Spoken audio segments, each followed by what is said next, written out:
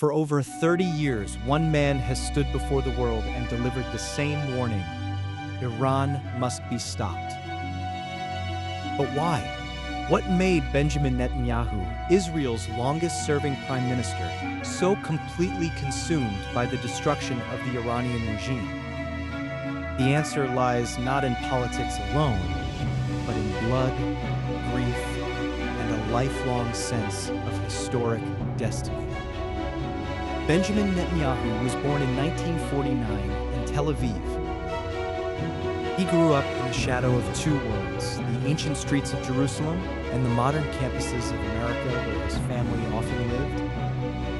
His father, Ben Zion Netanyahu, was a towering intellectual, a historian obsessed with one subject: the persecution and survival of the Jewish people.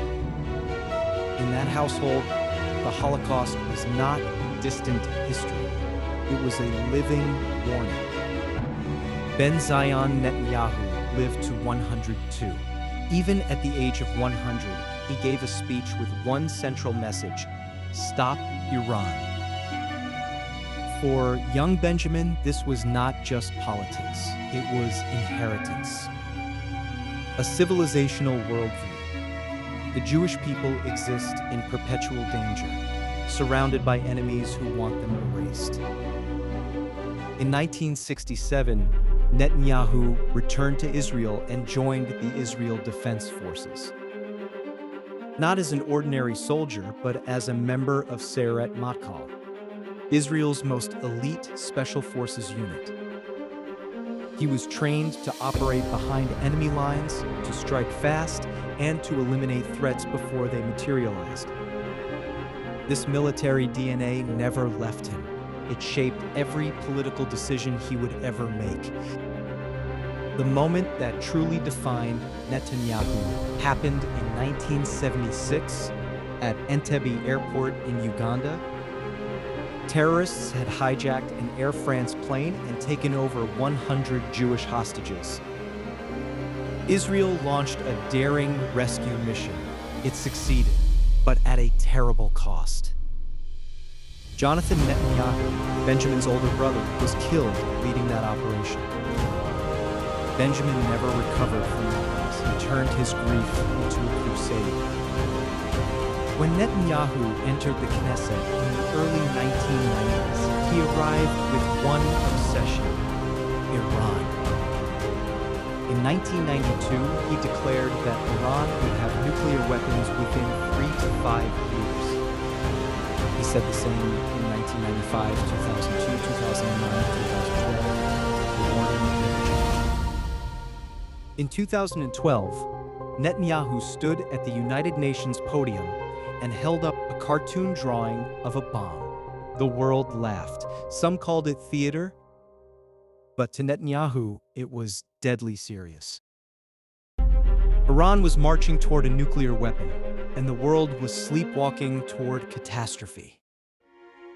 When Iranian leaders threatened to wipe Israel off the map, Netanyahu did not hear bluster. He heard Hitler. His entire political worldview runs through the filter of the Holocaust. Enemies mean what they say. The world will look away until it is too late. For Netanyahu, Iran is the spider at the center of a web. Iran funds Hezbollah on Israel's northern border. Iran arms Hamas in Gaza. Iranian training camps shape the terror groups responsible for deaths of Israeli civilians.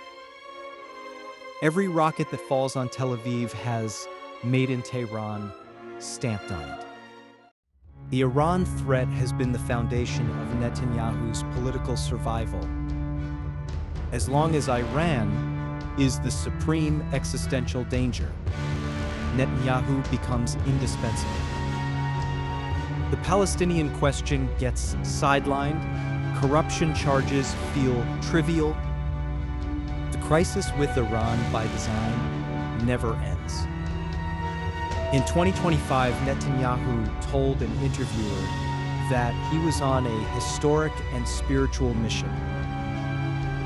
He does not see himself merely as a prime minister.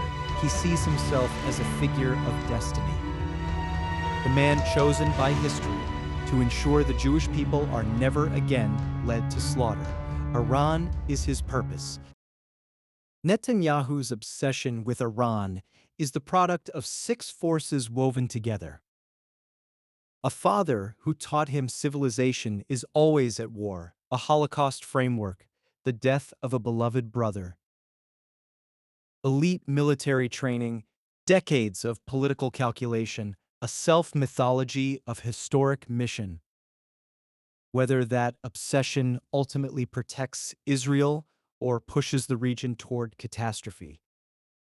Is Netanyahu a visionary defender of Israel, or a man whose obsessions have made the world more dangerous? Leave your thoughts in the comments below. Subscribe for more deep dive geopolitical analysis.